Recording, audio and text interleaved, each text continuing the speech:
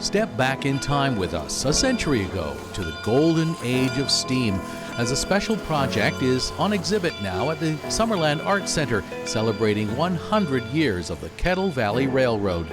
One of the many taking in the exhibit is Ken Orford, 40-year veteran of the railroad and now manager of the Kettle Valley Steam Railway.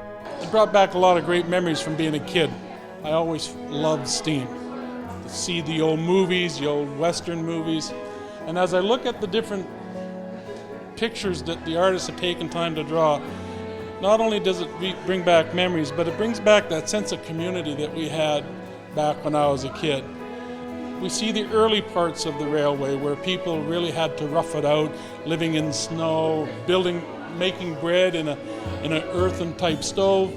And then we see people riding on the front of a locomotive, emerging from a tunnel.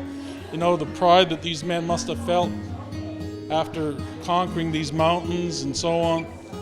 And then our sense of community as we brought lumber from our valleys and forests to the cities, and our families. We brought people in to settle the valley.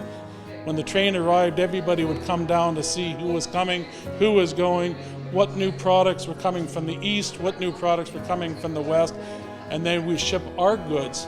And it was because of the railway in this valley that we settled in this region, brought economic development to this region, and political stability to the boundary, because when KVR was built, there was a big problem with the Americans encroaching on the border. And so the KVR was our community. The KVR was what brought us together. It took our friends and neighbors off to war, and it brought our children back from universities. The railway was the centerpiece. And this is what this art reminds me of what it was like to have that kind of sense of community. Suddenly, the romance of the moment is shattered by shots of reality as outlaws from the Old West rifle through the crowd and begin to rob everyone.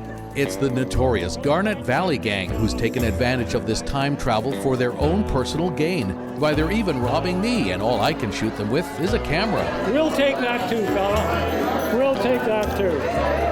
All this money is going to a charity in Summerland. And that's my wife, Charity Bell, over there. The outlaws then headed for the hills, making it safe for you to come and enjoy the history and the art as the exhibit continues until June 20th. At the Summerland Art Center and a little lighter in the pockets, this is Wayne McDougall for Shaw TV.